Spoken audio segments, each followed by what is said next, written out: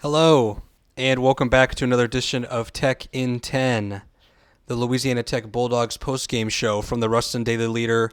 I am sports editor Matt Bellinson, coming to you after Louisiana Tech's 9-3 loss to the Sam Houston State Bearcats on this Tuesday night. Thankfully, the final midweek game of this 2024 season. I'm not a fan of midweek games just in terms of having these late weeknights. But on the flip side, I guess you get the weekends free. But nevertheless, if you were watching this Louisiana Tech game, you obviously saw it was a putrid night of poor execution, sloppiness, odd decision making from the coaching staff, and I just, yeah, I don't really know what to say. I've covered this. This is obviously my third season covering Louisiana Tech now. Watched every single game of the Sunday Cumbie era, and we knew coming in on paper that Sam Houston's defense was going to be really good. They obviously stopped the run pretty well. Took the ball away at a pretty high rate, and we thought, okay, Louisiana Tech not only struggles on the road, but you're asking a redshirt freshman quarterback to go on a road against this defense. And I didn't think Louisiana Tech was going to score 30 points. But the ironic part is Louisiana Tech actually, on paper, was the better offense tonight. When you just look on paper, over 300 yards of offense. They had more trips in the red zone. But the story of this game is you get inside the 15-yard line 4 times, and you come away with a single 24-yard field goal. 2 fumbles, a turnover on downs as well in that stretch. Like I said, I don't really know what to say. Offensively, they were moving the ball really well in that first quarter, had some great tempo. Evan Bullock was very accurate. I think he started 9 for 9 passing in this game. Was connecting with True Edwards, Eli Finley. They were picking up first downs. They were moving the chains. I think they took almost over 5 minutes off the clock on their first drive. And then kind of similar to the NC State game, where your first drive of the game, you drive all the way down into enemy territory, and just inexplicably you fumble the ball in the red zone, and you pretty much just the rest of the night can't put anything together meaningful. I don't know where this team goes from here. I was talking to Sunday County post game, and obviously mathematically, with 3 and 5, there's still a chance that they can make a bowl game mathematically. But in terms of what I've watched, and I'm sure what you've watched as a Louisiana Tech fan, I'm not sure how this team gets to a bowl game. This offense is just not. Evan Bullock, it certainly wasn't his best night tonight. Obviously threw his first interception of the season, had a fumble. I don't think he played a horrible game. Certainly the turnovers you would like to have back, and there are definitely some the passes that he missed. At the same time, I don't think this was on him. I think it was just poor execution in the red zone.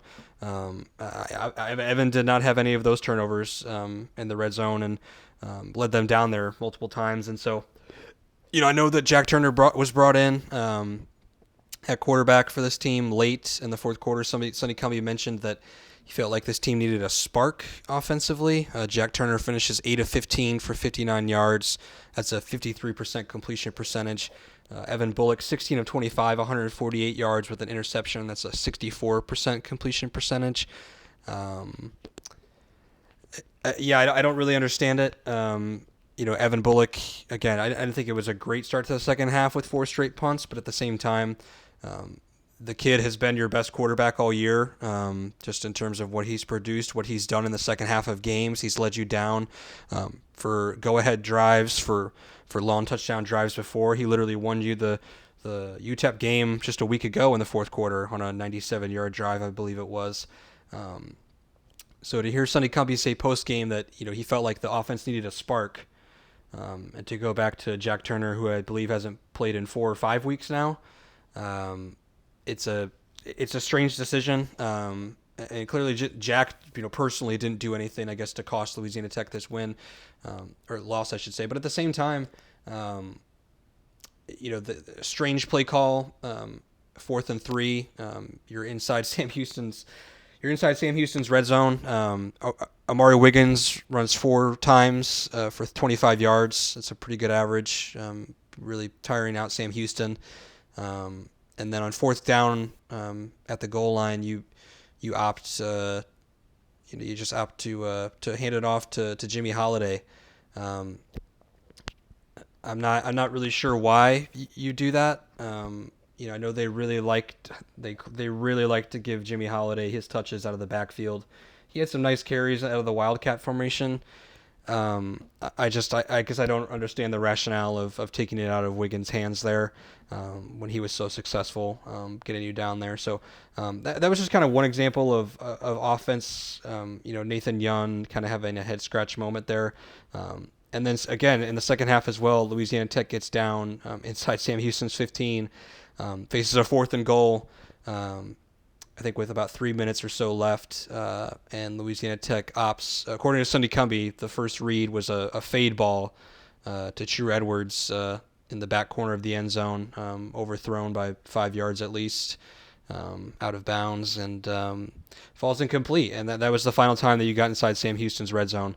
I'm not exactly sure why that play call, personally. A fade ball is already hard enough to complete. No matter where you are on the field, just given the angle of the pass and the throw, and pretty much everything has to be perfect.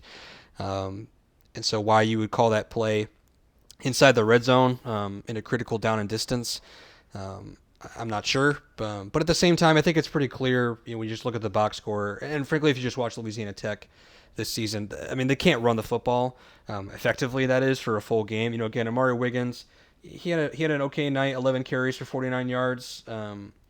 Amani Givens, 10 carries for 27 yards. Fred Robertson, 4 carries for 14 yards. He didn't really get much action after he fumbled at the goal line on the first drive. And so, and then again, Marquise Crosby gets 1 carry for 9 yards. I'm not really sure what's going on with him. So there's so many things wrong with this offense that it's kind of hard to describe just how, I guess, what they do from here, what the answer is. Because, again, ironically, they were moving the ball pretty decent compared to what we've seen out of Louisiana Tech offensively.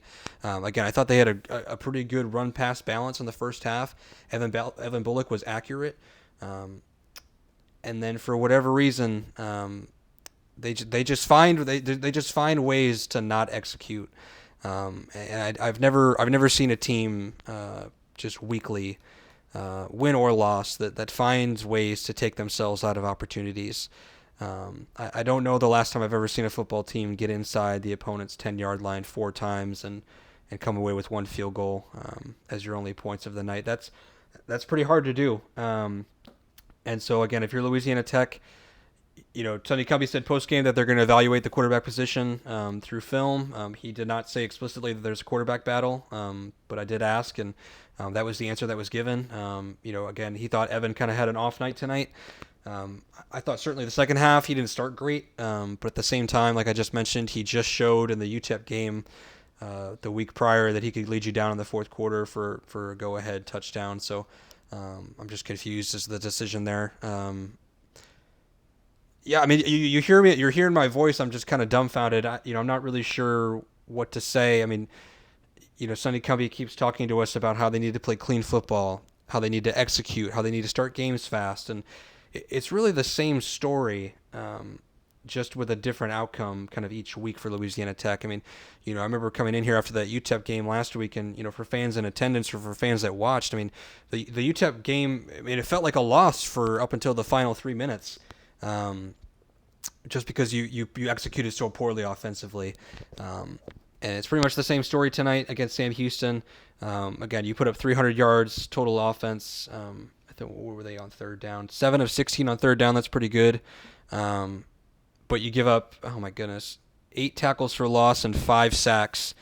Yeah, I mean, it's not a winning formula. But if you heard what I just said, it's the formula that Louisiana Tech keeps running out there.